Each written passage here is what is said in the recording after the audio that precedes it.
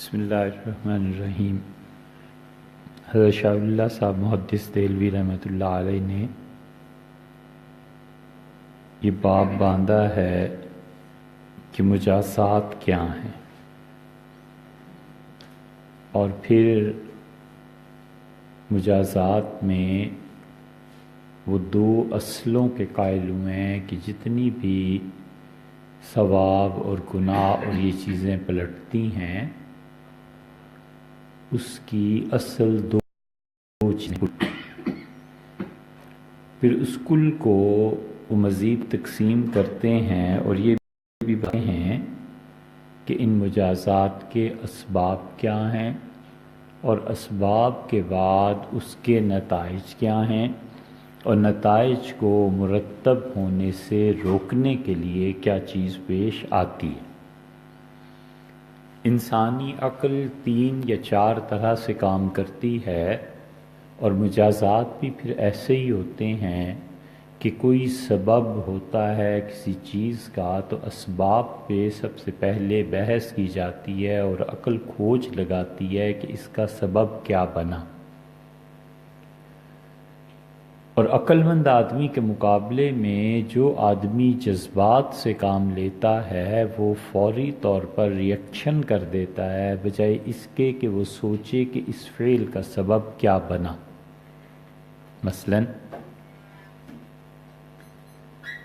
ایک آدمی نے جب یہ سنا کہ میرا باپ قتل ہو گیا ہے تو وہ بغیر سوچے سمجھے اٹھ کے قاتل کے پیچھے چل پڑا، اور اس نے جا کے اسے قتل کر دیا کہ چونکہ تم نے میرے باپ کو قتل کیا تھا لہٰذا میں تمہیں قتل کر رہا ہوں۔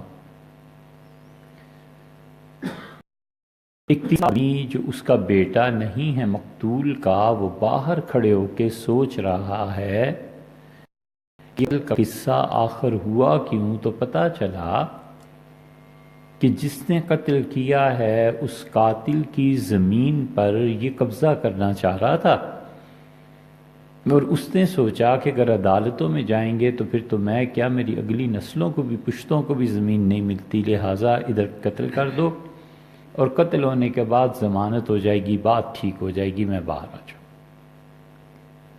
تو لڑکے نے جو کچھ اپنے باپ کے متعلق کیا وہ ایک الگ چیز ہے، اور یہاں پر جو باہر کھڑا ہے اس ساحل پہ کھڑا ہے اور اس قتل اور خون کے سمندر میں نہیں ہے، نہ قاتل سے تعلق ہے نہ مقتول سے تعلق ہے، یہ آدمی ان اسباب پر غور کرتا ہے۔ اس لیے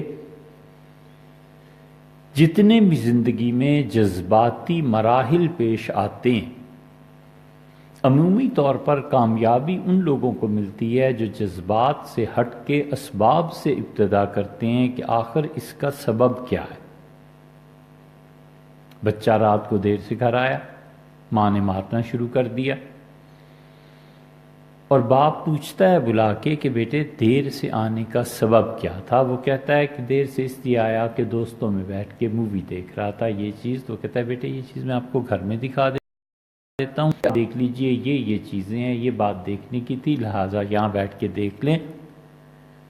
تو وہ جو بات کے ذریعے ریئیکشن اور رد عمل ہوا تھا وہ یہاں پہنچ کے رک جاتا ہے۔ دوسری چیز، اسباب کے بعد امر واقعہ کیا ہے، سبب پر غور کرے یا نہ کرے، امر واقعہ پہ غور ہو گیا کہ اس سبب سے زمین سبب بنی اس قتل کا، یا ناجائز قبضہ سبب بنا اس قتل کا، اور ماں کے مارنے کی وجہ اس کی تاخیر وقت کی بنی۔ اب یہ واقعہ پہ غور کرتا ہے تو کہتا ہے اسباب کچھ بھی ہوں، امر واقعہ یہ ہے کہ ملزم قتل ہو گیا، امر واقعہ یہ ہے کہ بندہ قتل ہو گیا، اب اس کا کیا کرنا ہے۔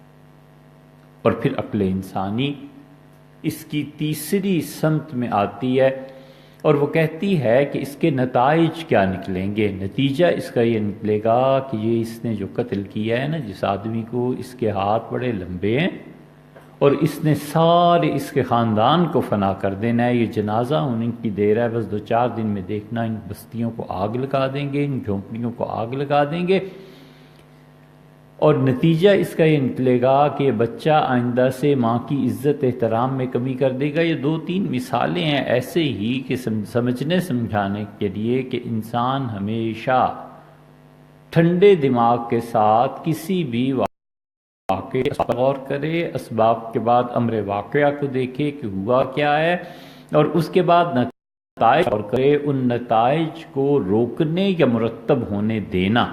یہ وہ چیز ہے جہاں پر پہنچ کے انسانوں میں شاید اور اس طرح کی چیزیں پیدا ہو جاتی ہیں، اور کبھی کبھی بالکل قطعی فیصلہ ہاں اور نہ کا ہوتا ہے، کیونکہ سلوشنز اور حل جتنے بھی نکلتے ہیں اس میں ہر آدمی سوچتا ہے کہ اگر یہ کروں تو شاید یہ ہو جائے اور شاید یہ ہو جائے، اور ایک یہ چیز بھی ہوتی ہے کہ بالکل وہ ختم کر دیتا ہے، کہتا ہے یہ ہاں ہے یا نہیں ہے۔ اب اس ہاں اور نہیں میں کتنے قطعی فیصلے ہو جاتے ہیں کہ اس میں کوئی شاید اور لیکن، وہ ifs اینڈ بٹس جو ہوتے ہیں وہ کچھ بھی نہیں رہتا۔ وہ کہتا ہے جی سیدھی بات ہے، یہ کرنا ہے اور یہ نہیں کرنا۔ مجازات کے موانع بھی ہوتے ہیں کہ امر واقعہ مرتب ہو رہا ہے، زکام ہے، بخار شدید ہو گیا، کہتا ہے وہ یار صبح ٹھنڈے پانی سے نہا گیا تھا، وہ خیال ہی نہیں رہا، اتنی سردی میں چلا گیا تھا، وہ سبب بن گیا بخار کا۔ اب امر واقعہ یہ ہے کہ بخار ہے، اب اس بخار پر جو نتائج مرتب ہوں گے وہ یہ کہ صبح دفتر نہیں جانا، جب دفتر نہیں جانا تو یہ کام نہیں ہونا۔ اس بخار پر نتیجہ یہ مرتب ہوگا کہ اگر یہ بگڑ گیا تو پھر کیا ہوگا، سرسام ہو جائے گا، کچھ اور ہو جائے گا۔ اب اس کے موانع ہیں بھی ہے، دشمن ہوگا تو کہے گا اچھا ہوا ہے بخار ہو گیا، اچھا ہوا ہے شوگر ہو گئی، اچھا ہوا ہے فالج گر گیا، اب میں کمی آ گئی ہے۔ اور اس کے فائدے کی چیز بھی ہے کہ وہ کہیں گے اس کو دوائی دو، کوئی ٹیکہ لگاؤ، دوا دارو کرو تاکہ یہ انسان ٹھیک ہو جائے۔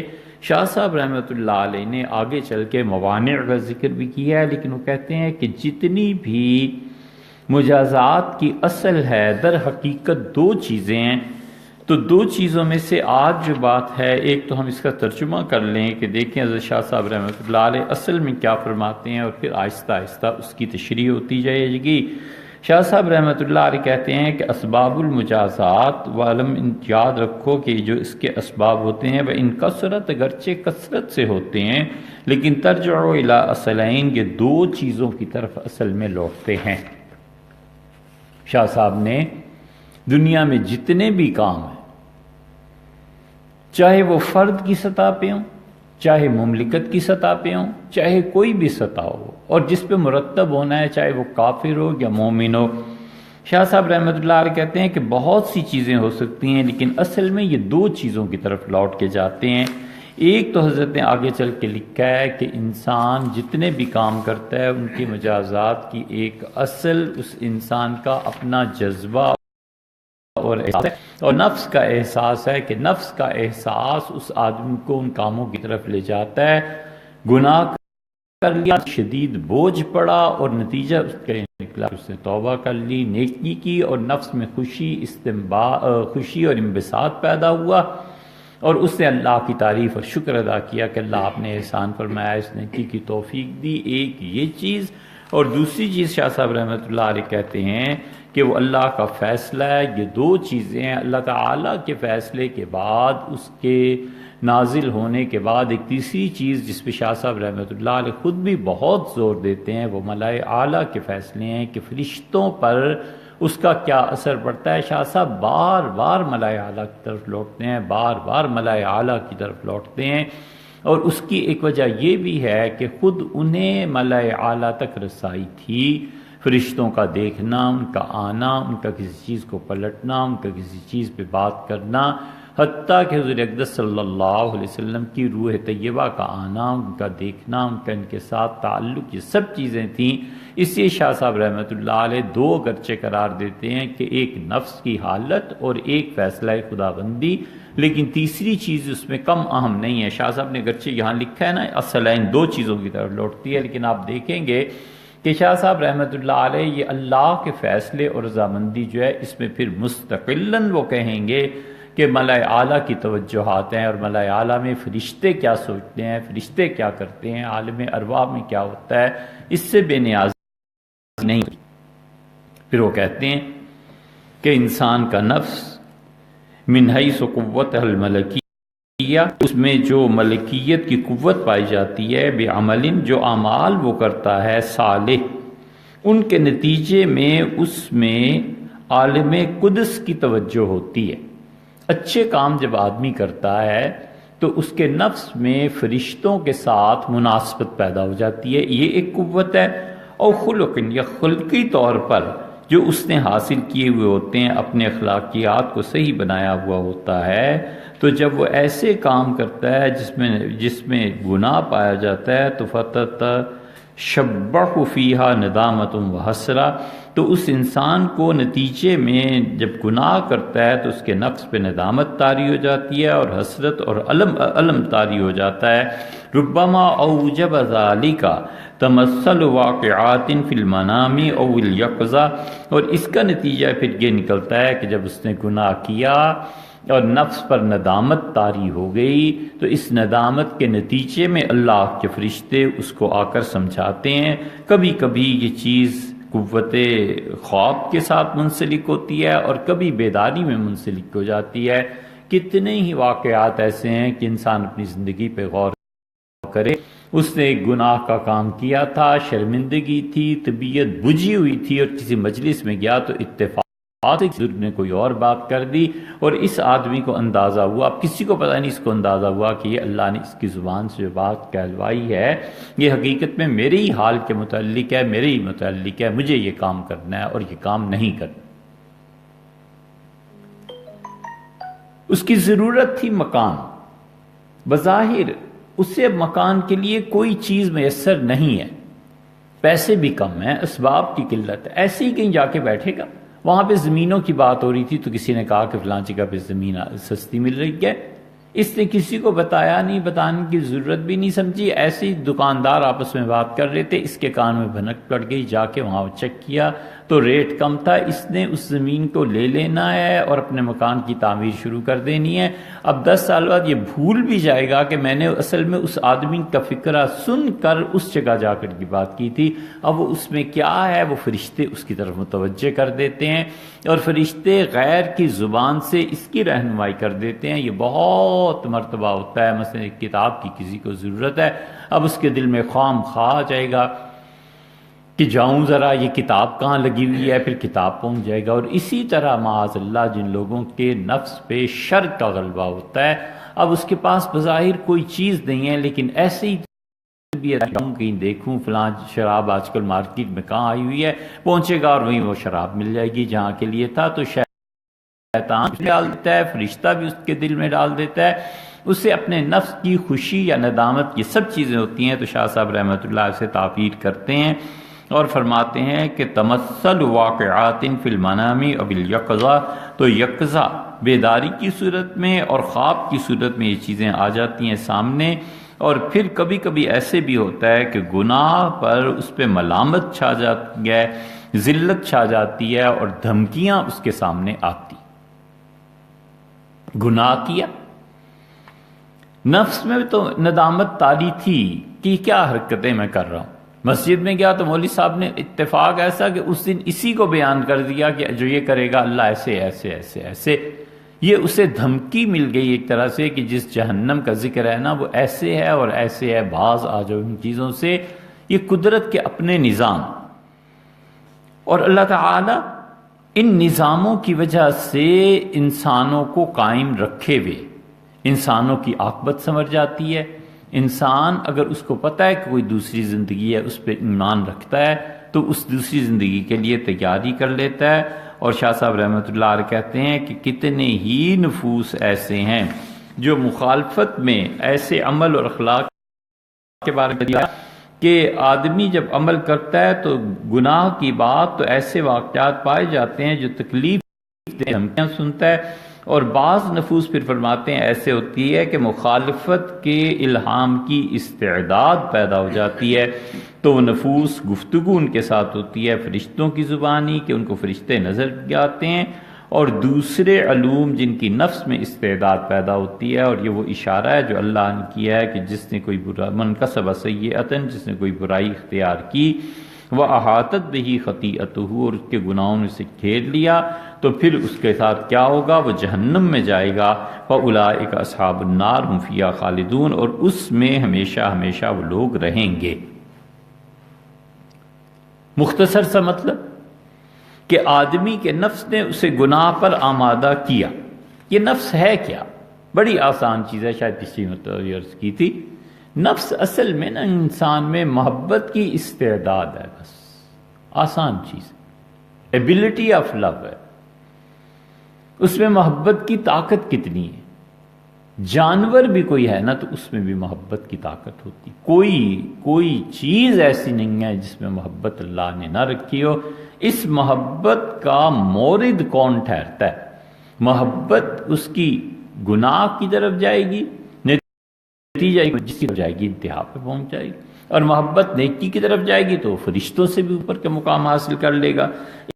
اس لیے جو نفس انسانی ہے نا، یہ نفس انسانی میں جب گناہ طاری ہو جاتے ہیں اور پھر احاطت بہ خطیئتہ، اس کا مطلب یہ ہے کہ جب اس نے کفر کیا اور کفر کے بعد کبیرہ گناہوں نے اسے گھیر لیا، تو یہ وہ لوگ ہیں جو دوزخ میں جانے والے ہیں۔ یہاں پر اللہ تعالیٰ نے جو فرمایا ہے کہ جس انسان نے من کسب سیئۃ، جس نے برائی کی، اس سے مراد شرک ہے اور کفر ہے، کیونکہ دو چیزیں الگ الگ ہیں، ایک ہے کفر اور شرک، اور ایک ہے اعمال سیئہ، برے اعمال۔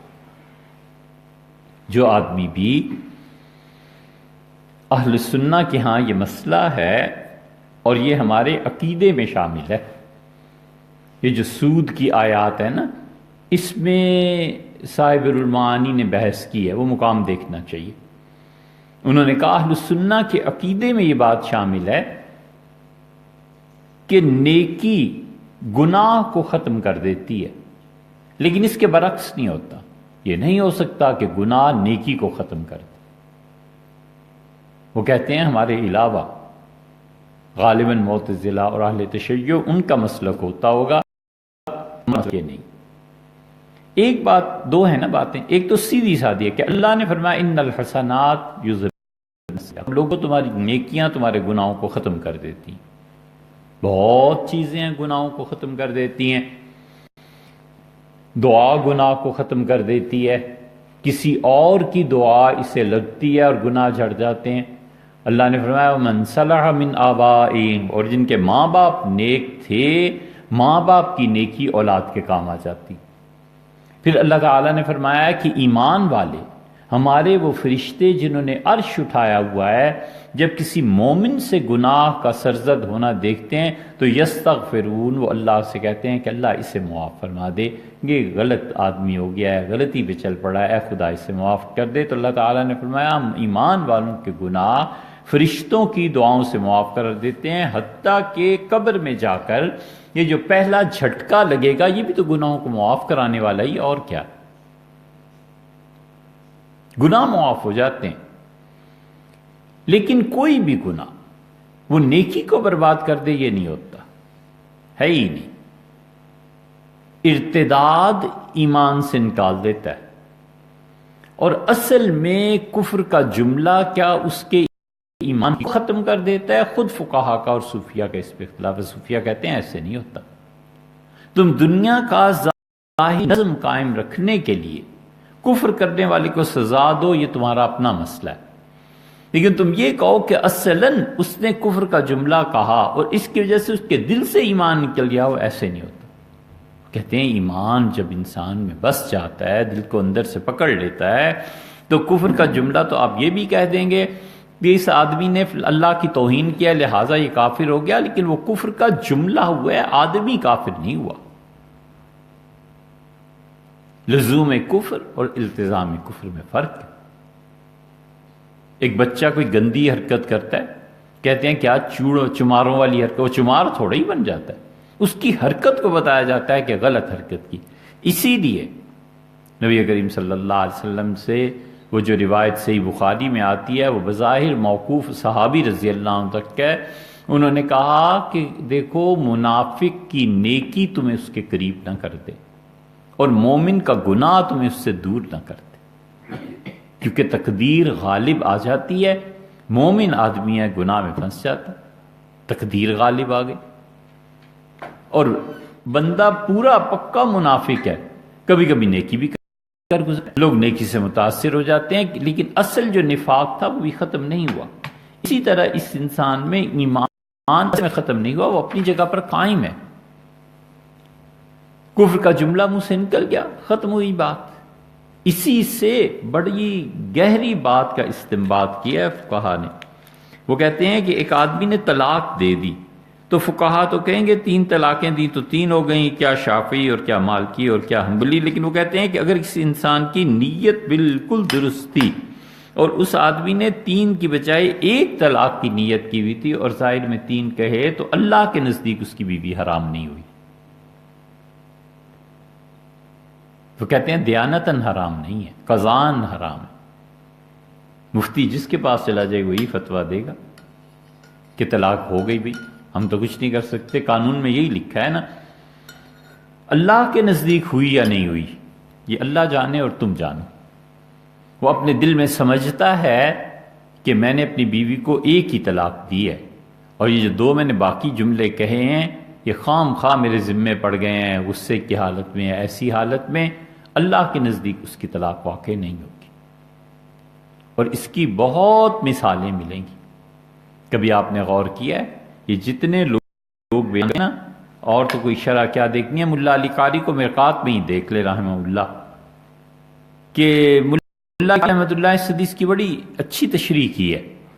وہ جو آدمی تھا، مشہور حدیث ہے آپ نے سنی ہوگی، اسے نہیں دہرانا، 99 قتل کر دیے، پھر ایک توبہ کے لیے چلا، پھر فرشتے آ گئے، پھر زمین کی پیمائش کی گئی، اللہ نے اسے بخش دیا، 100 قتل اس کے پورے ہو گئے۔ بہت بڑا کوسچن مارک یہ لگتا ہے کہ جو 100 خاندان تباہ کیے ان کے حقوق العباد کون پورے کرے گا؟ اللہ نے بخش دیا، بس ٹھیک ہے۔ لیکن اس نے 100 آدمیوں کو جو قتل کیا، سینکڑوں بچے ہوں گے، عورتیں ہوں گی، یہ پتہ نہیں کیا کیا معاملات ہوں گے، اللہ کیا اس کے حقوق العباد کا کیا بنا؟ ملا علی قاری رحمۃ اللہ نے اسی سے استنباط کیا ہے، اور وہ کہتے ہیں کہ بہت سے حقوق العباد جو ہیں، مطلب اس کا خلاصہ یہ ہے کہ بندے کی نیت تھی ادائیگی کی، وہ چاہتا تھا اسے کرے، باہر کے حالات نے اسے مجبور کر دیا، خارجی حالات نے نہیں کر سکتا، اللہ کیا اس پہ مواخذہ نہیں ہوگا، اگرچہ ہم فتویٰ دیں کہ یہ آدمی گناہ گار ہو گیا۔ اس لیے ماحول کے جبر سے جو کفر واقع ہوتا ہے، کبھی کبھی یہ حقیقت میں کفر نہیں ہوتا، ماحول کا جبر ہے جو اسے لا رہا ہے، ماحول کا جبر ہے جو اسے ماں کی خدمت نہیں کرنے دے رہا، ماحول کا جبر ہے جو اسے 1 کروڑ روپیہ اللہ کی راہ میں خرچ کرنے نہیں دے رہا، ماحول کا جبر ہے کہ وہ بیچارہ مجبور ہے کہ چوری کرے اور اپنے بچے کی جان بچائے، ماحول کا جبر ہے کہ وہ 4 پیسے کسی سے رشوت لے اور جا کر کی اپنی عزت بچائے۔ یہ ماحول کا جبر ہوتا ہے نا، یہ ماحول کا جبر پیدا کرنے والے اسی لیے شدید گناہ گار ہوتے ہیں، اور اسی لیے رسول اللہ صلی اللہ علیہ وسلم نے بتایا کہ ظالم حاکم جو ہے وہ قیامت میں جہنم میں جائے گا، کیونکہ ماحول تو اس کے اختیار میں بہت حد تک تھا، اس نے لوگوں کے لیے کیوں راحت اور آسانی کے اسباب پیدا نہیں کیے۔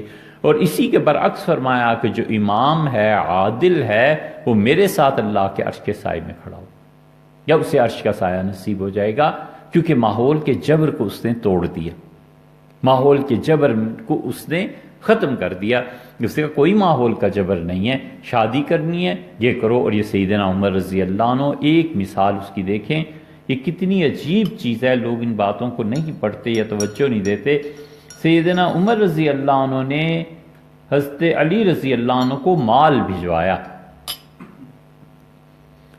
اور کہا حضرت یہ جو فدق کا باغ ہے نا، یہ منہاج الصادقین وغیرہ میں اہل تشیع نے بھی لکھا ہے، ان کا حضرت یہ جو فدق کا باغ ہے، حضرت آپ صلی اللہ علیہ وسلم اس مال کو اپنی خاندان پہ خرچ کرتے تھے، اب ان کے خاندان میں آپ ہیں، آپ خرچ کیجئے۔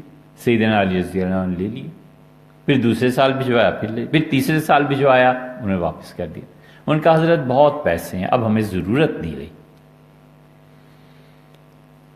تو سیدنا عمر رضی اللہ عنہ نے کہا کہ اس پیسے کو لے لو، اپنے کارندوں سے کہا، اور بنو ہاشم میں جن جن کی شادیاں نہیں ہو رہی ہیں ان کی شادیاں کرواؤ، اور پھر اس پیسے سے باندیاں خرید کے لوگوں کو دیں اور فرمایا اپنی ضروریات کو پورا کرو، اپنی خواہشات کو، یہ پیسہ میرے پاس اس لیے آیا ہے۔ یہ انہوں نے کیا ہے اس فدق کے باغ سے، اس مال سے، فرمایا لوگوں کو دو۔ اگر علی رضی اللہ عنہ کو ضرورت اس سال نہیں ہے تو بس ٹھیک ہے، بنو ہاشم کو دو۔ اور پھر انہوں نے کہا ہاشمیوں میں تمہارا خیال کرتا ہوں اور میں یہ پیسہ تمہیں لوگوں پر خرچ کروں گا۔ اور جب سیدنا علی رضی اللہ عنہ آئے، اب پھر یہ مسئلہ شروع ہوا اور لوگوں نے کہا کہ یہ تو وراثت تھی اور یہ تھا اور وہ تھا۔ سیدنا علی رضی اللہ عنہ نے پہلے خطبے میں کہا، انہوں نے کہا امیر المومنین رضی اللہ عنہ جو گرہ باندھ کے گئے ہیں میں کبھی بھی اسے نہیں کھولوں گا۔ پالیسی دے دی کہ بس اتنے بھی کام حضرت کر گئے نا رضی اللہ عنہ، میں اس کے برعکس نہیں چلوں گا۔ پوری مرتضوی اس دور کو پڑھیں، سیدنا علی رضی اللہ عنہ نے کوئی بڑا کام تو کیا کیا ہوتا، جس آدمی کو حضرت عمر رضی اللہ عنہ مقرر کر گئے تھے، جس زمین کا فیصلہ حضرت فرما گئے تھے، جس آدمی کو کوئی چیز دے دی تھی یا لے لی تھی، حضرت علی رضی اللہ عنہ اتنی بھی تبدیلی نہیں کی، فرمایا انہوں نے فیصلہ کیا بس ٹھیک ہے۔ یہ پالیسی تھی۔ تو اس لیے پیسہ سیدنا عمر رضی اللہ عنہ کا لوگوں کی شادیاں کرواؤ، اور اس کو ضرورت ہے اس کو یہ دے دو۔ بابر بادشاہ جب آیا ہے، اب لوگ پھر وہی مسئلہ آخر وہی آ جاتا ہے کہ پڑھتے نہیں۔ بابر بادشاہ جب آیا ہے اور رانا سانگا وغیرہ کے ساتھ اس کا مقابلہ ہوا ہے تو شرن جو عورتیں وہ لے کے آیا تھا میدان جنگ میں لڑنے کے لیے 800 کے قریب باندیاں تھیں۔ بابر بادشاہ نے کہا یہ عورتیں یا افغانستان باندیاں ہیں، شرن ان سے تعلق جائز ہے، اور جتنی خانقاہیں ہیں وہاں جو مجاور بیٹھے ہوئے انہیں دے دو۔ انہوں نے کہا وہ اللہ کو یاد کرتے ہیں اور خدا کی اس نعمت سے محروم ہیں، آخر انسان ہے، مجھے ان کا بھی خیال رکھنا ہے، ان میں تقسیم کر دو۔ یہ سب چیزیں کیا ہیں؟ یہ اس چیز پہ ہیں کہ انسان کی نیکیاں اور برائیاں اور فرشتوں کی توجہات اور انسان ان موانع اور اسباب اور مجازات، ان سب چیزوں پر جب غور کرتا ہے تو پھر پتہ چلتا ہے کہ انسان بنیادی طور پر خیر اور نیکی کے کاموں کے لیے اس لیے گناہ اس کے معاف کرنے ہیں، ہزاروں چیزیں ہیں، نیکی ضائع نہیں ہوتی۔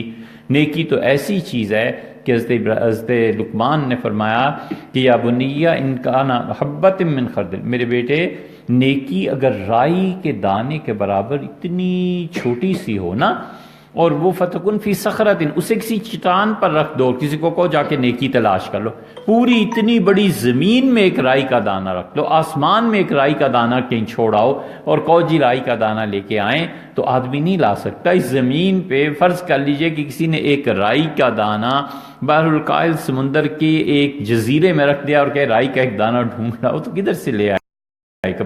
تو انہوں نے کہا یات بہ اللہ، میرے بیٹے اللہ وہ نیکی بھی لے آئے گا، خدا کسی کی نیکی کو نہیں چھوڑے۔ رحمۃ اللہ علیہ کہتے ہیں کہ دیکھو جس آدمی کو اس کے گناہوں نے گھیر لیا، اس سے مراد ہے کفر، اور کفر کے ساتھ ساتھ وہ کبیرہ گناہ کرتا رہا، یہ وہ لوگ ہیں جو ہمیشہ جہنم میں رہیں گے۔ یہاں پر اہل سنہ اور معتزلہ کا اختلاف ہے کہ من کسب سیئۃ سے کیا مراد ہے۔ معتزلہ کہتے ہیں کہ جس آدمی نے گناہ کیا کبیرہ اور پھر چھوٹے چھوٹے صغیرہ گناہوں نے اسے گھیر لیا تو یہ ہمیشہ جہنم میں رہے گا۔ اہل سنہ کہتے ہیں کہ ایسے نہیں ہیں، کبیرہ گناہ کے مرتکب کو آپ کہہ ہی نہیں سکتے کہ ہمیشہ جہنم میں رہے گا۔ وہ کہتے ہیں قرآن کہتا ہے کہ جس نے جان بوجھ کے قتل کیا وہ ہمیشہ ہمیشہ جہنم میں رہے گا۔ اہل سنہ کہتے ہیں اللہ تعالیٰ کی مراد یہ ہے کہ اسے رہنا چاہیے، عملاً نہیں رہے گا۔ ہونا تو یہی چاہیے کہ وہ جہنم میں رہے ہمیشہ ہمیشہ کے لیے، کیوں اس سے قتل کیا ہے، لیکن عملاً خدا ایسے نہیں کرے گا، اس کے لیے ہمیشہ ہمیشہ کا جہنم نہیں ہے۔ مبتلا بہی جو ہوتا ہے نا، جس کے سامنے قتل ہو گیا، اس کا والد، اس کا بھائی، کوئی اور، وہ تو یہی کہتا ہے کہ ہمیشہ۔ اور تیسرا آدمی، وہ جو بات ابتدا میں ہو رہی تھی، وہ جو باہر کھڑے ہو کے ساحل سے دیکھ رہا ہے نا، وہ دیکھ رہا ہے کہ آدمی ڈوب رہا ہے نہیں ڈوب رہا ہے، اس سے کی ضرورت ہے، وہ اور فیصلہ ہے اور یہ اور فیصلہ ہے۔ تو اس لیے جس آدمی نے بھی گناہ کیا، یعنی ہمارے نزدیک اس نے کیا اور پھر یہ چیزیں ہو گئیں تو وہ جہنم میں جائے گا۔ اور دوسری چیز یہ کہہ دی کہ توجہ حضیرت القدس الی بنی آدم فعند الملأ الاعلی حیات و اعمال و اخلاق مرضیۃ و مسخوطۃ فتطلب من ربها طلبا قویا تنعیم اہل حاضی و تعذیب اہل تلکا فیستجاب۔ دوسری بات یہ فرمائی کہ حضیرت القدس کی طرف توجہ کرو، دوسری اصل انسانوں کی ہے۔ سو وہ اعمال انسانوں کے جو فرشتوں کو پسند ہوتے ہیں اور جو ناپسند ہوتے ہیں، کبھی وہ نفس سے پھوٹتے ہیں، کبھی انسان کے اعمال سے پھوٹتے ہیں، کبھی وہ پسندیدہ اور غیر پسندیدہ نیکیاں اور گناہ انسان کے اخلاق میں سامنے آتے ہیں، تو فرشتے اپنے پروردگار سے بہت قوت کے ساتھ دعا کرتے ہیں کہ اللہ ان کو راحت پہنچا جو دنیا میں اچھے کام کر رہے ہیں، اور اللہ ان لوگوں پر تکلیف اور عذاب نازل کر جو لوگوں کی خرابی کے لیے کام کر رہے ہیں، تو ان کی دعا قبول ہوتی ہے اور انسانوں کو ملائے اعلیٰ کی گہری توجہات گھیر لیتی ہیں اور لوگوں کو اللہ کی خوشی نصیب ہوتی ہے اور کبھی کبھی لعنت بھی برستی ہے۔ سو جس طرح دیگر ٹپکتے ہیں اور اس دنیا میں آتے ہیں، اسی طرح یہ واقعات جو ہیں یہ بھی نظر آتے ہیں اور فرشتوں کو پتہ چل جاتا ہے تو لوگوں کو اچھی خوشخبری بھی دیتے ہیں اور لوگوں کو ڈراتے بھی۔ آگئی وہی بات حضیرت القدس کی۔ شاہ صاحب رحمۃ اللہ علیہ اس پہ بڑا یقین رکھتے ہیں۔ وہ کہتے ہیں یہ سب حضیرت القدس کے واقعات ہیں، وہیں سے آتا ہے، اور حضیرت القدس میں فرشتے بڑے خوش ہوتے ہیں جب نیکی کے اعمال اوپر جاتے ہیں، فرشتے بہت خوش ہوتے ہیں۔ آپ دیکھتے نہیں، اللہ تعالی نے فرمایا ہے کہ الیہ یرجع العمل الصالح ہیں، کیا ہے الیہ یصعد کلم الطیب، پاکیزہ جملے خود اللہ کی طرف اٹھتے ہیں، یہ نہیں کہا فرشتے اٹھاتے ہیں۔ پاک جملے میں اتنی طاقت ہوتی ہے کہ وہ خود بخود اللہ کی طرف اٹھتا ہے، اللہ جہاں بھی ہے۔ اوپر کا اشارہ تو ہم اس لیے کرتے ہیں کہ اطراف جتنی بھی ہیں، نیچے دائیں بائیں آگے پیچھے جنوب شمال، سب اوپر کی طرف کو چونکہ مقدس مانا جاتا ہے نا، اس لیے اشارہ کرتے ہیں کہ اللہ جہاں بھی، پاک کلمے خود بخود اٹھ کے وہاں پہنچتے ہیں۔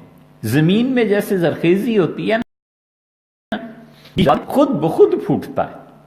کبھی کبھی بارش اور پانی کی ضرورت بھی نہیں ہوتی، ہوا کی نمی کافی ہو جاتی ہے، بیج ناقص پھوٹتا ہی نہیں۔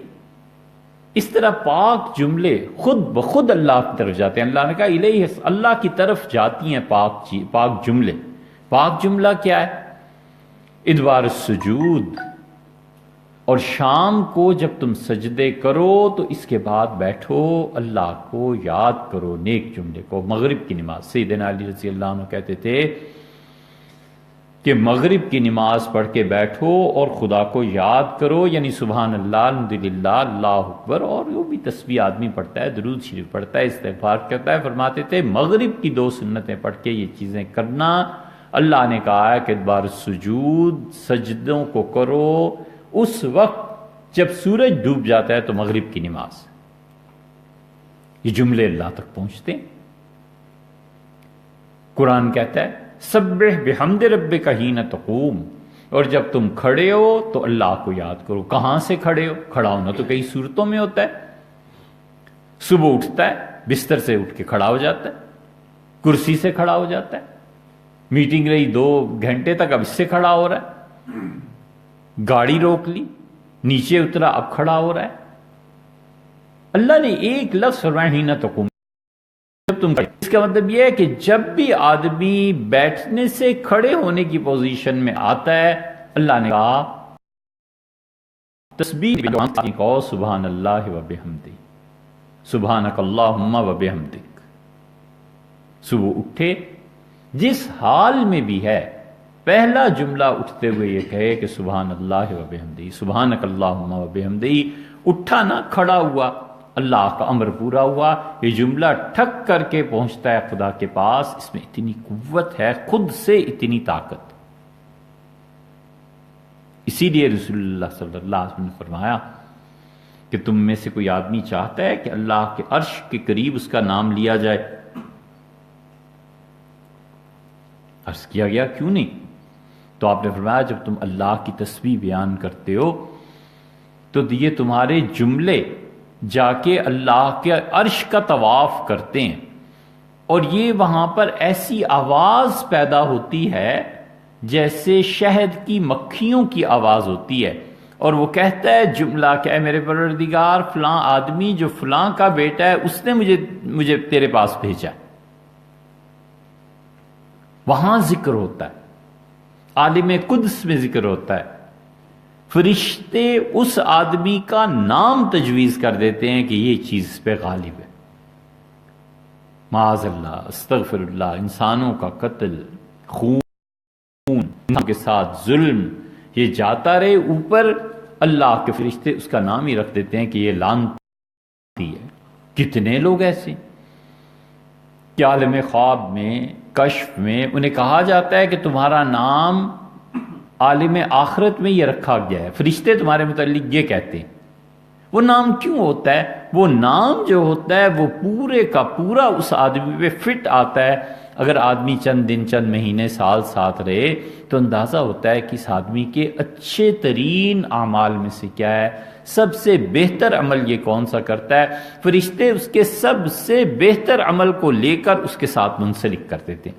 شاہ صاحب رحمۃ اللہ یہی فرماتے ہیں کہ اللہ کے فرشتے ان چیزوں کے پہ اللہ سے دعا کرتے ہیں اور کہتے ہیں کہ اے پروردگار اس آدمی کے ساتھ اچھا خیر کا معاملہ کر، اس لیے کہ انسانوں کے ساتھ خیر کا معاملہ کرتا ہے. اسی لیے رسول اللہ صلی اللہ علیہ وسلم نے فرمایا کہ میں نے اپنی امت کے اعمال دیکھے، اور آخر بھی اس حدیث کے فرمایا کہ میں نے دیکھا اس آدمی کا عمل بھی اللہ کے یہاں پہنچا جس نے مسجد سے ایک تنکے کو اٹھا کر باہر پھینک دیا تھا کہ مسجد گندی نہ. وہ عمل بھی وہاں تھا.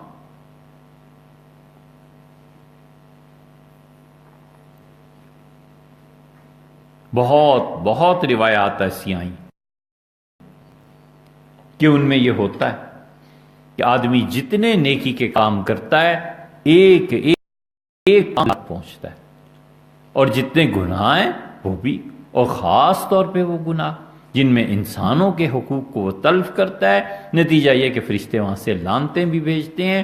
اور شاہ صاحب رحمۃ اللہ علیہ کہتے ہیں کہ دیکھو اللہ کی خوشی اور خدا کی پھٹکار اور لعنت جس طرح علوم ٹپکتے ہیں نا، اور خدا لوگوں کے دلوں میں ڈالتا ہے، اسی طرح لوگوں کے چہروں سے ظاہر ہو جاتے ہیں.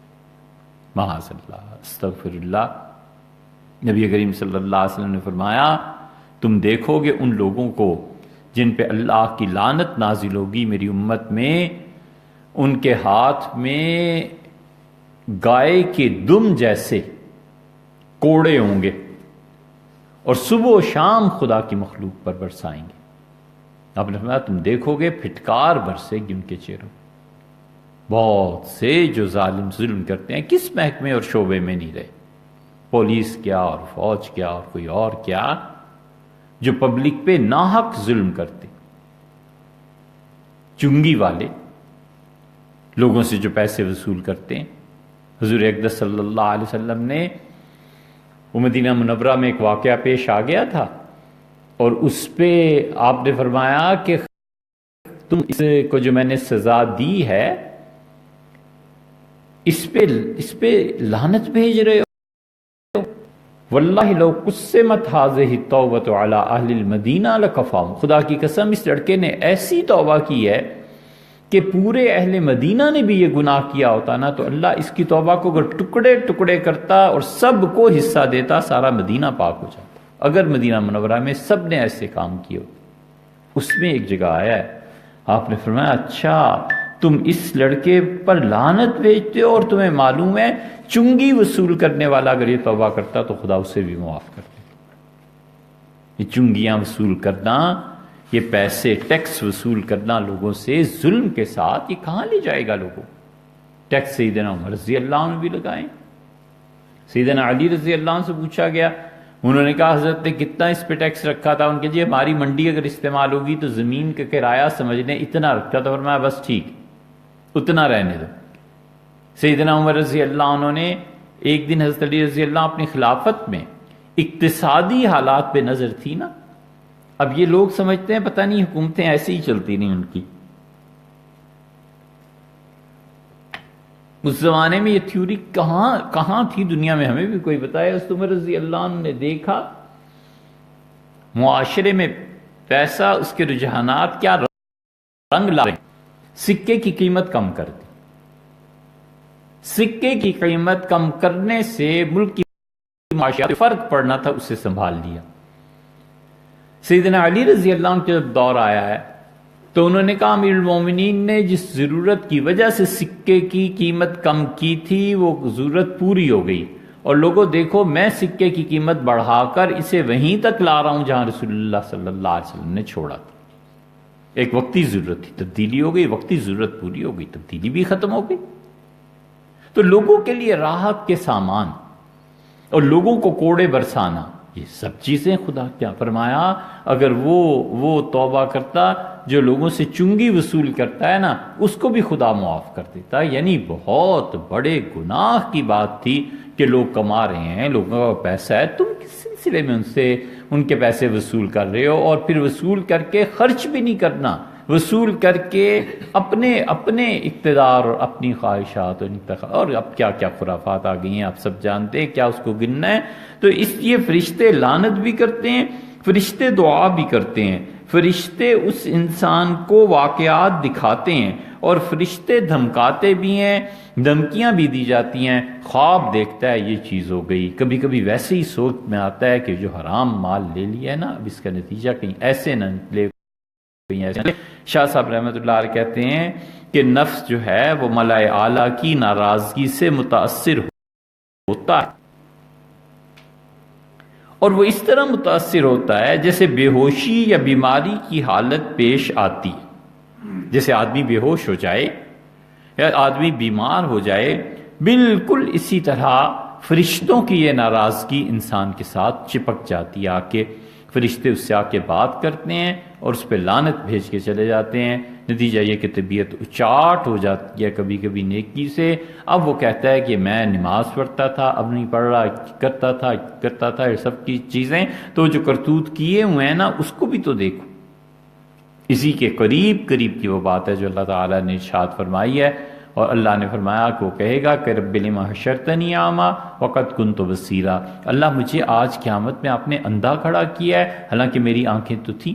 بلا قد جاءت کا آیاتی، میری آیتیں تیرے پاس آئی تھی نا، فنسیتہا، اور تم نے میرے احکامات کو سن کے اڑا دیا۔ کذالک الیوم تنسا، اور آج کے دن ہم بھی تجھے ایسے ہی بھولیں گے جیسے تو نے ہماری باتوں کو بھلا دیا۔ انسانی نفس کے سامنے دونوں چیزیں پیش ہوتی ہیں، خیر بھی ہے شر بھی ہے، انسان کس کو اختیار کرتا ہے؟ عقل مند آدمی وہ ہوتا ہے جو ہمیشہ واقعات کے اسباب پر غور کرتا ہے، اسباب کے واقعات پہ آتا ہے کہ کس سبب سے یہ واقعہ ہوا، پھر اس واقعے کا نتیجہ کیا نکلا، اس نتیجے کو میں نے قبول کرنا۔ ٹوٹل کہانی اتنی سی ہے۔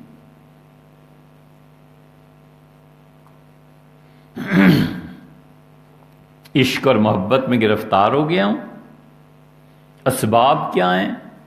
حسن سے متاثر ہو گئے۔ اسباب کیا ہیں؟ پیسے سے متاثر ہو گئے۔ اسباب کیا ہیں؟ اس کا باپ بڑے عہدے پہ ہے، امر واقعہ کیا کرنا ہے؟ اسے بیاہ کے گھر لانا ہے، آ گئی۔ اس کا نتیجہ کیا نکلے گا؟ نتیجہ یہ کہ ماں نے جہاں رشتہ کرنا تھا، باپ نے کرنا تھا، وہ ختم ہو گیا۔ اب اس کے نتیجے میں جب رشتہ ختم ہوگا تو جو فیملی پہ اثرات مرتب ہوں گے اس کو بھی تو سوچنا ہے کہ نہیں سوچنا، کہ کتنی رشتہ داریاں ٹوٹیں گی، کتنی نئی بنیں گی، جہاں پہ میں دل دے بیٹھا ہوں یہ میرے ساتھ کیا کریں گے، ان کا گھر داماد رہنا پڑے گا تو میری عزت غیرت گوارا کرے گی نہیں کرے گی۔ اس لیے عقل کے یہ سارے مراتب ایسے ہی طے ہوتے ہیں کہ اسباب پہ عقل مند آدمی غور کرتا ہے، اسباب پہ غور کرنے کے بعد امر واقعہ کو دیکھتا ہے، پھر نتائج اور نتائج کے مرتب ہونے میں اچھائی یا برائی اس کے مطابق فیصلہ کر لیتا ہے۔ اور جذباتی آدمی اسباب پہ غور نہیں کرتا، نہ نتائج پہ غور کرتا ہے. اس نے مارا ہے، ٹھہرو تم اس کو مار دیا جا کے. نہ یہ سوچا کہ اس کا سبب کیا تھا، میرے بھائی کو مار دیا تو میرا بھائی کیا کرنے گیا تھا جو اس کو مار دیا اگلوں نے.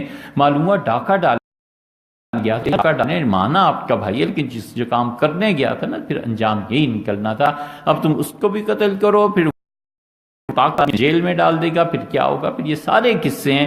اس لیے شاہ صاحب رحمۃ اللہ علیہ کہتے ہیں کہ انسانی نفس ملائے اعلیٰ کی ناراضگی سے بھی متاثر ہوتا ہے، اور پھر اس طرح بھی ہوتا ہے کہ گہری توجہ جو ملائے اعلیٰ کے فرشتوں کے پاس ہوتی ہے وہاں سے ٹپکتی ہے، اور خیالات وغیرہ میں ملائے سافل یا انسانوں کو الہام ہوتا ہے کہ اس شخص سے اچھا معاملہ کریں اور اس شخص سے برا معاملہ کریں.